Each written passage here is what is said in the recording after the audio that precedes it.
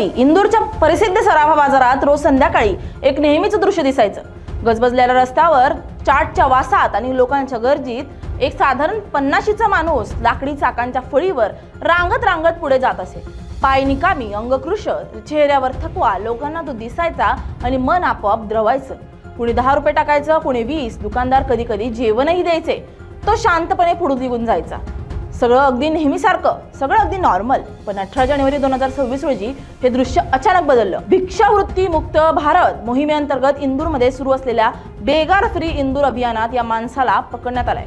त्याचं नाव होतं मंगीलाल आणि इथून सुरू झाली एका चित्रपटालाही लाजवेल अशी गोष्ट। हो, मंगीलाल खरंच लाकडी फळीवरच चालत होता, पण 2021 पासून त्याने भिकेला केवळ उदरनिर्वाहाचं साधन नाही तर पूर्ण बिझनेस मॉडेल बनवलं होतं। दिवसाला 400-500 रुपये भिकेतून मिळायचेच, पण खरी कमाई होत होती व्याजातून।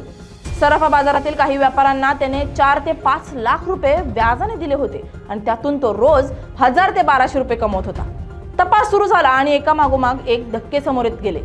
सराफा बाजारात रांगत फिरणारा हा बिचारा भिकारी प्रत्यक्षात 3 घरांचा मालक होता।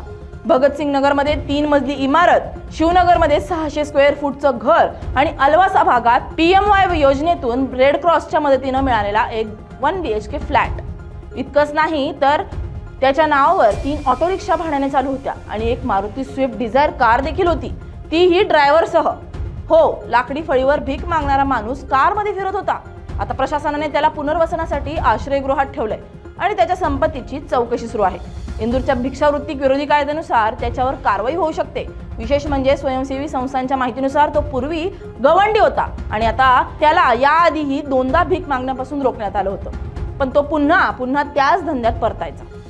ही कथा फक्त एक माणसाची नाही, ही कथा आहे व्यवस्थेतील एका मोठ्या पळवाटीची, जिथे काही लोक बनावट किंवा गैरवापर केलेल्या अपंगत्वाच्या प्रमाणपत्रांच्या आधारावर लोकांच्या सहानुभूतीचा व्यवसाय करतात आणि त्याच वेळी खरे अपंग लोक मात्र नोकरी, सन्मान आणि साध्या जगण्यासाठी रोज संघर्ष करतात। सराफा बाजारात लोकांना वाटत होतं की ते एका असहाय्य माणसाला मदत करतायत, पण प्रत्यक्षात ते लाकडी फळीवर उभ्या असलेल्या एका शांत साम्राज्याला निधी देत होते।